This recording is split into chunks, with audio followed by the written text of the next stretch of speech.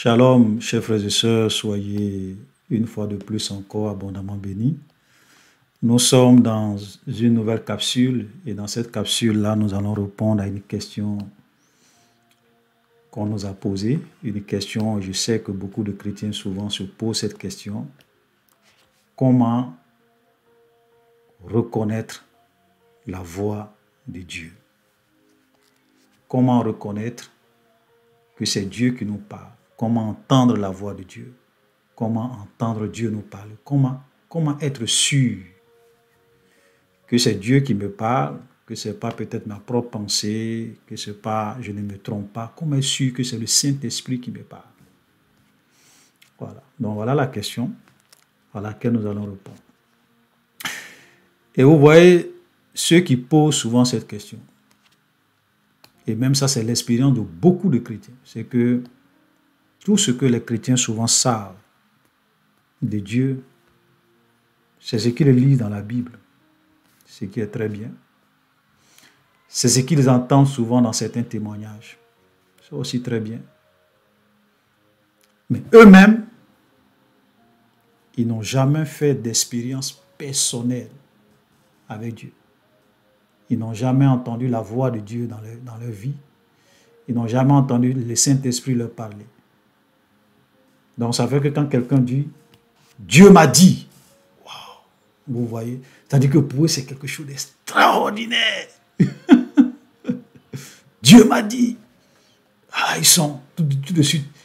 Et souvent, comme les faux prophètes, et même certaines personnes savent que aujourd'hui on peut facilement manipuler les chrétiens avec les Dieu m'a dit. Donc quand les gens viennent parler, vous allez, ah, Dieu m'a dit, Dieu m'a dit, Dieu m'a dit, Dieu m'a montré, Dieu m'a dit, Dieu m'a dit. Les Dieu m'a dit. J'ai déjà fait même une vidéo sur ça. Tout ça, souvent, c'est rempli de mensonges, de manipulation, de fausseté. Voilà, ce sont des techniques de manipulation que les pasteurs utilisent, ou bien certains faux hommes de Dieu. Ce n'est pas tous les pasteurs. Parce qu'il y a des vrais hommes de Dieu à qui Dieu parle. Mais tout ça, ce sont des techniques de manipulation, des faux pasteurs, des ouvriers trompeurs qui viennent et qui disent « Dieu m'a dit ». Et quand on dit souvent aux chrétiens « Dieu m'a dit », ils laissent leur réflexion, ils laissent leur tête, ils croient « Dieu m'a dit ». Et donc beaucoup de chrétiens souvent ont du mal à reconnaître la voix de Dieu. Ils se demandent comment Dieu parle, comment je fais pour entendre la voix de Dieu comme les autres. Voilà.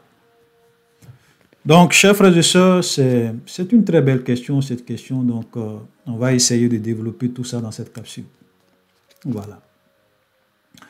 La première des choses que je voulais vous dire, c'est que, vous savez, premièrement, ça ne doit même pas être quelque chose d'extraordinaire pour un chrétien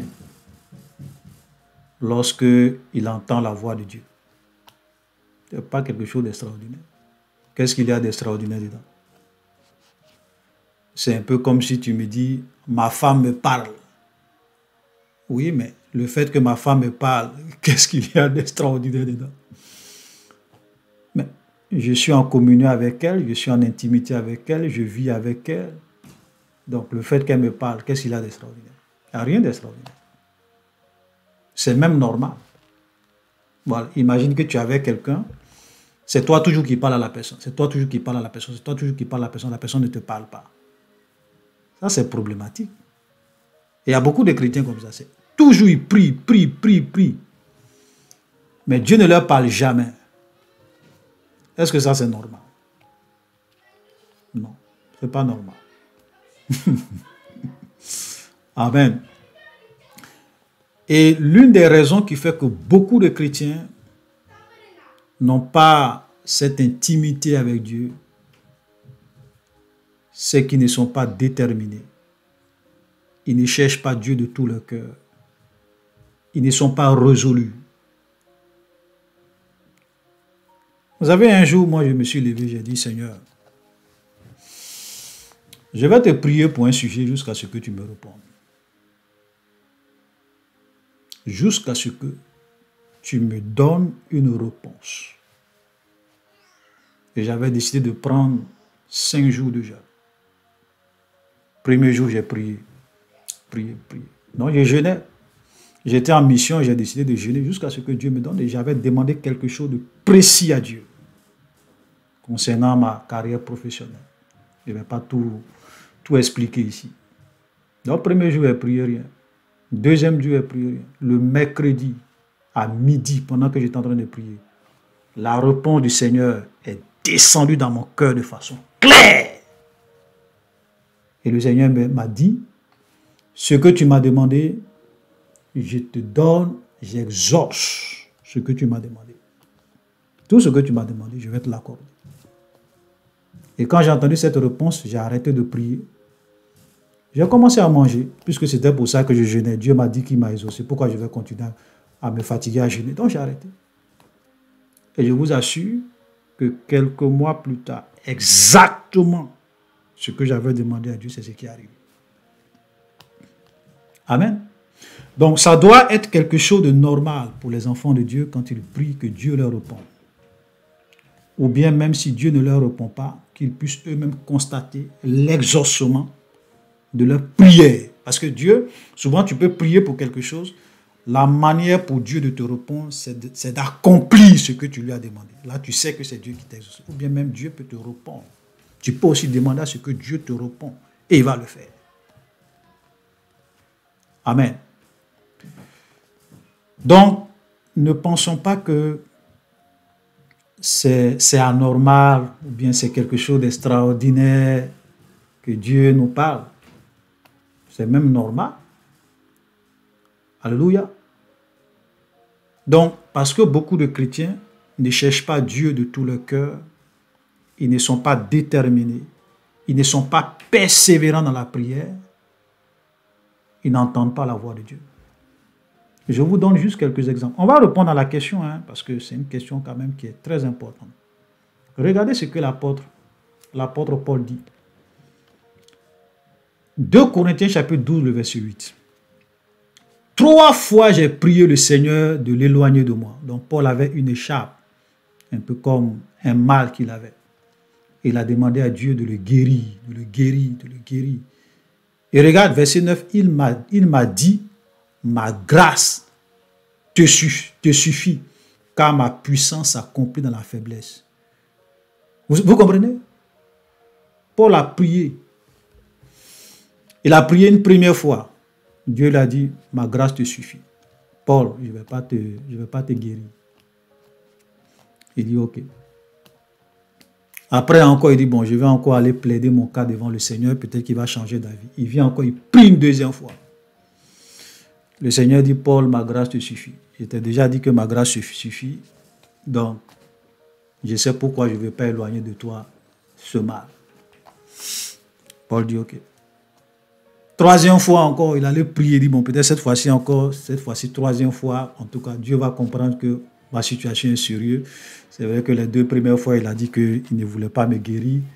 Bon, donc je vais insister encore. Il allait prier une 3e fois. Et Dieu lui a dit, non.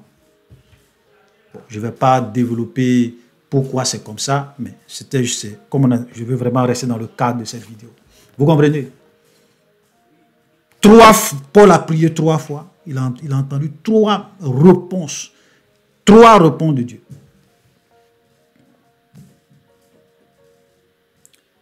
Donc, voilà l'attitude que nous devons avoir en tant que des enfants de Dieu. C'est-à-dire que quand tu pries pour un sujet, prie jusqu'à ce que Dieu te réponde. Jusqu'à ce que Dieu te réponde. Et la réponse de Dieu, ça peut être oui, ça peut être non, ça peut être attends un peu. Donc, feu rouge, feu vert, feu jaune. Mais toujours est-il que Dieu répond à ses enfants. Amen.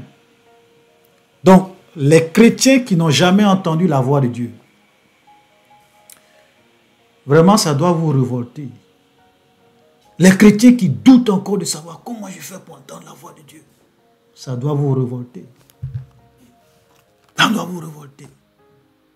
Et je dis ça pour vous révolter. Amen. Quelqu'un qui a une intimité avec Dieu, qui connaît, parce que Jésus a dit ceci dans Jean 10, le verset 27. mes brebis entendent ma voix. Amen. Et je les connais. Mes brebis entendent ma voix et je les connais. Et elles me suivent. Donc Jésus est en train de dire que tous ceux qui sont ses brebis, ce sont des gens qui entendent sa voix, qui peuvent entendre sa voix, à qui il parle et ils entendent. Si tu n'es pas une brebis du Seigneur, il ne faut même pas te fatiguer pour dire que tu vas entendre la voix de Dieu. À moins que Dieu vraiment veut se révéler à toi pour t'amener à la conversion. Ça, c'est autre cas. Comme le cas de Paul. Quand Paul partait sur la route de Damas, Jésus-Christ s'est manifesté et Paul a vu le Seigneur dans une lumière, une gloire pas possible. Il a entendu la voix de Dieu, de Jésus-Christ de Nazareth. Et c'est là qu'il s'est converti. Oui, Dieu fait ça. Il y a plein de témoignages comme ça où des gens, Dieu s'est révélé à eux. Amen. Mais de façon extérieure. De l'extérieur. Amen. Et j'aimerais vous dire que le fait d'entendre la voix de Dieu à l'extérieur, ce n'est pas extraordinaire. Et je dirais même, c'est souvent même dangereux. Bon, quand je dis dangereux, entre guillemets. Amen. Pourquoi? Parce que c'est ça qui fait que quand on est né de nouveau et que les temps de la grâce, c'est quelque chose d'extraordinaire. Le fait que nous, les chrétiens, l'Esprit de Dieu habite en nous, c'est un avantage immense. Amen. Parce que Dieu dit que dans les derniers temps, et nous allons lire ça dans Ézéchiel, il dit dans Ézéchiel 36, le verset 26, « Je vous donnerai un cœur nouveau, je mettrai en vous un esprit nouveau, j'ôterai de votre cœur le cœur de pierre, je vous donnerai un cœur de chair. Je mettrai mon esprit en vous, je ferai en sorte que vous suivez mes ordonnances et que vous observiez et pratiquiez mes lois. » Donc Dieu, ça c'était l'une des grandes promesses lorsque le Messie allait venir. C'est pour cela que lorsque le Saint-Esprit est descendu pour la première fois sur les disciples, ils ont dit, c'est ici l'accomplissement de la prophétie. Dans les derniers temps, dit Dieu, je reprendrai. Donc Dieu, quand nous naissions de nouveau, nous recevons quoi? L'Esprit de Dieu en nous. Il nous donne son esprit, il nous donne un esprit nouveau, il nous donne un cœur nouveau. Donc le Saint-Esprit étant en nous, plus besoin forcément pour Dieu de nous parler de l'extérieur. Dieu nous parle de l'intérieur. Parce qu'il est en nous, il nous parle de l'intérieur. Donc, souvent quand vous entendez des chrétiens dire, oui, Dieu m'a parlé audiblement. Mais le fait que Dieu te parle audiblement, c'est rien d'extraordinaire. C'est même dangereux, parce que le diable aussi peut te parler audiblement. Mais te parler de l'intérieur, pour que quelqu'un te parle de l'intérieur de toi-même, il faut que la personne soit en toi. Donc, ceux qui entendent Dieu de l'intérieur, ceux à qui Dieu parle de l'intérieur, je dirais, sont plus grands que ceux à qui Dieu parle de l'extérieur. Parce qu'aujourd'hui, vous avez des chrétiens, ah, Dieu m'a parlé audiblement, j'entends, et ils pensent que c'est extraordinaire. Oh bon, c'est pas extraordinaire. Ouais, c'est pas extraordinaire. C'est vrai que Dieu peut le faire. Je ne dis pas non. Même quand on regarde dans l'Ancien Testament, Samuel, Dieu a appelé Samuel 3 fois, de l'extérieur. Ok, parce qu'il était encore un enfant. Et Samuel est venu dire, Seigneur, me voit. Il est d'abord allé vers Élie. Élie lui a dit que non, c'est pas moi, je t'ai appelé. Donc quand la voix va t'appeler une troisième fois, il faut dire, ton Seigneur, ton serviteur est présent, ton serviteur écoute. Mais ce qui est extraordinaire, c'est le fait que nous, en tant que des chrétiens, Dieu nous parle de l'intérieur. Et ça, c'est extraordinaire. Et ça, c'est fort. Alléluia. Amen. C'est pour cela que ceux souvent qui entendent des voix à l'extérieur d'eux, il faut faire attention. Parce que le diable séduit beaucoup de personnes comme ça. Il y a des gens qui entendent la voix à l'extérieur d'eux. Ils pensent que c'est la voix de Dieu. Mais ça peut être aussi la voix du diable. Ça peut être la voix des démons. C'est pour cela que vous avez beaucoup de témoignages, de révélations, de visions mensongères aujourd'hui qui pullulent sur Internet. Voilà. Sinon, Dieu, quand tu es un vrai chrétien, le Seigneur te parle de l'intérieur. Il te conduit de l'intérieur parce qu'il est en toi. Amen.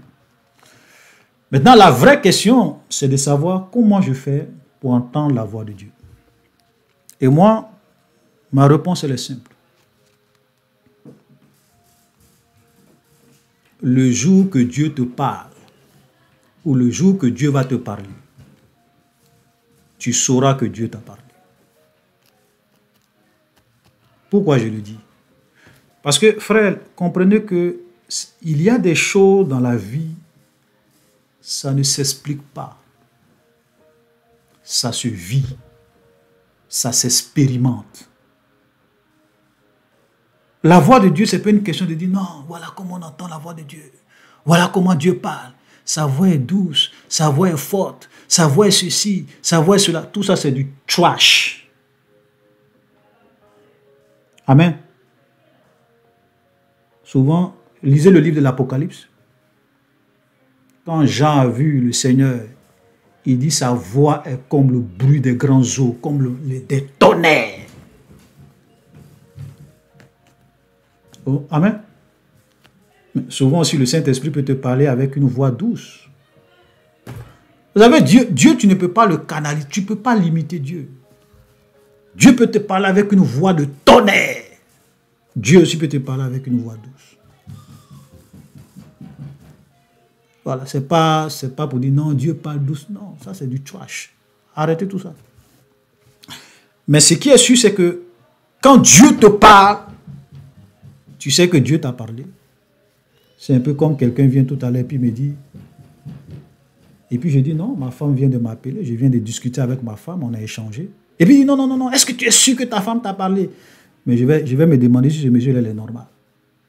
Comment moi, tu peux me demander si j'ai parlé avec ma femme? Pourtant, je connais la voix de ma femme, je vis avec ma femme, je suis tout avec elle, on a plus de 10 ans de mariage. Donc comment toi tu peux venir me dire que si j'ai vraiment entendu la voix de ma femme? Vous pouvez être au milieu de 10 000 femmes. Même au milieu de... Bon, peut-être 10 000 c'est trop. Mais vous pouvez être au milieu de 10 femmes. On ferme vos oreilles. Bon, pardon, on ferme vos yeux.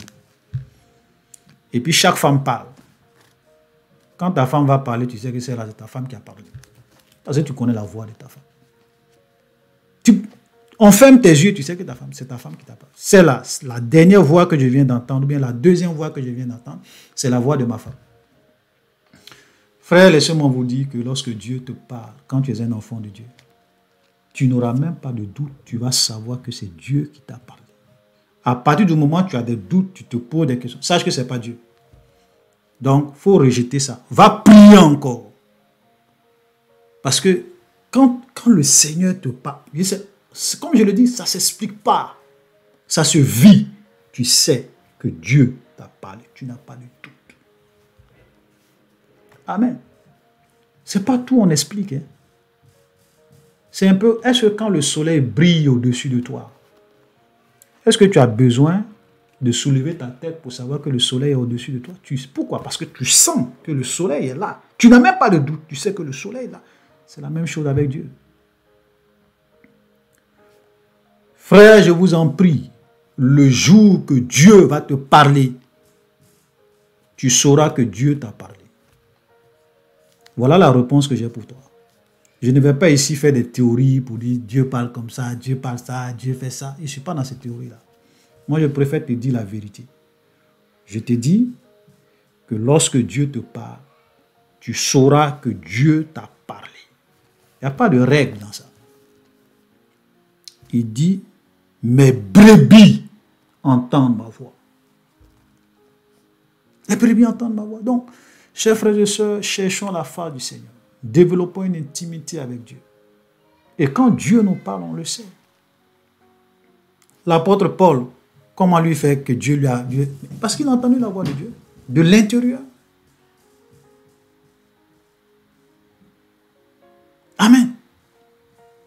Est-ce que quand ta femme te parle, tu vas dire que non, peut-être ce sont mes propres pensées? Non, tu entends la voix de ta femme. Pourquoi quand ta femme te parle, tu n'as... Ceux souvent qui demandent comment je fais pour savoir si c'est moi-même qui me parle, si c'est Dieu qui me parle. Pourquoi tu poses cette question? Est-ce que, je te pose la question, est-ce que quand tu vas au travail et que ton patron est en train de te parler là, pourquoi tu ne dis pas, ah, attends, c'est la voix de mon patron, j'ai entendu, ou bien c'est ma propre voix? Pourquoi tu ne te poses même pas cette question? De cette même manière, laisse-moi te dire, frères et sœurs, laissez-moi vous dire, frères et sœurs, que le jour que Dieu va vous parler, vous saurez que c'est Dieu qui vous a parlé. Vous n'allez même pas avoir de doute. Voilà. Il y a pas de... Ce sont des choses qu'il faut vivre. Ce sont des choses qu'il faut expérimenter pour comprendre. Amen. Donc voilà la réponse que je voulais vraiment donner à ceux qui se posent cette question. Donc, cherchez la face de Dieu. La Bible dit que Dieu dit qu'il se laisse trouver par tous ceux qui le cherchent de tout leur cœur, se laisse trouver. La Bible nous dit, approchez, Dieu même dit, approchez-vous de moi et je m'approcherai de vous. Quand tu t'approches de Dieu, Dieu s'approche de toi. Il y a des chrétiens, quand ils prient 2 ou 3 fois pour un sujet, ils sont découragés. Ah oui, c'est bon, j'ai vraiment prié pour ça, je suis fatigué. Vous n'êtes pas vraiment déterminé. Non. Vous n'êtes pas déterminé. Et je vais vous montrer la parabole que Jésus a racontée pour montrer qu'il faut toujours prier, ne point se relâcher. Luc 18, le verset 1, Jésus leur adressa une parabole pour montrer qu'il faut toujours prier et ne point se relâcher.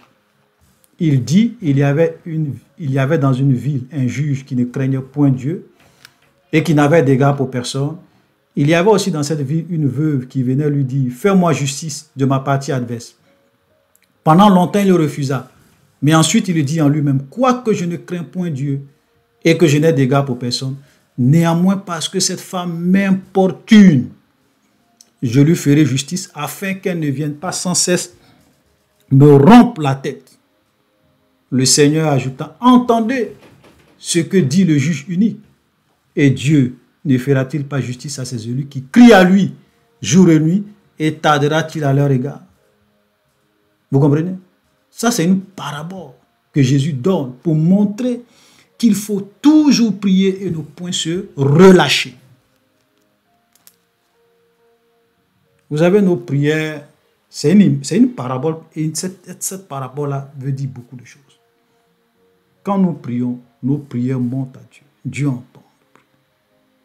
Et quand le Seigneur voit ton insistance, ta persévérance, il dit, bon, ok, cet enfant, il faut que je lui réponde parce que tous les jours, il m'embrouille.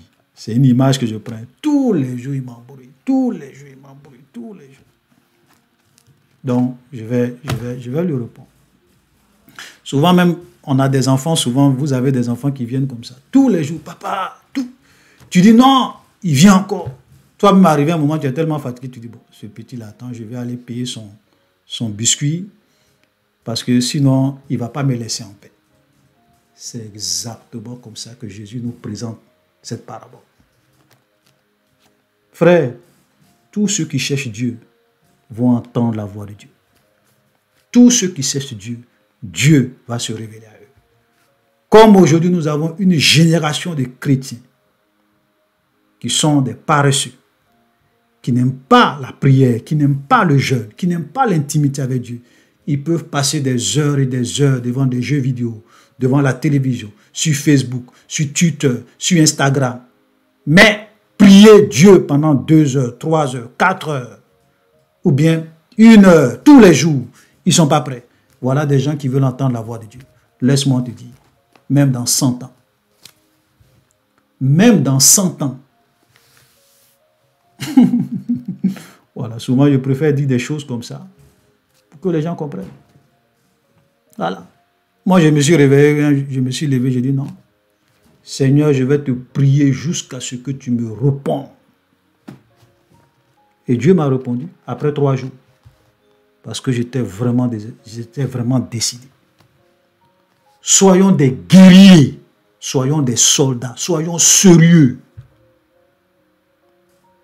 Amen. Même les musulmans, vous les voyez prier 5 fois par jour. Mais il y a des chrétiens qui peuvent faire une semaine, un jour, ils ne prient pas. Un mois, ils ne prient pas. Et ils veulent que Dieu se révèle à eux. Même dans 100 ans. Même dans 100 ans. Shalom et à la prochaine.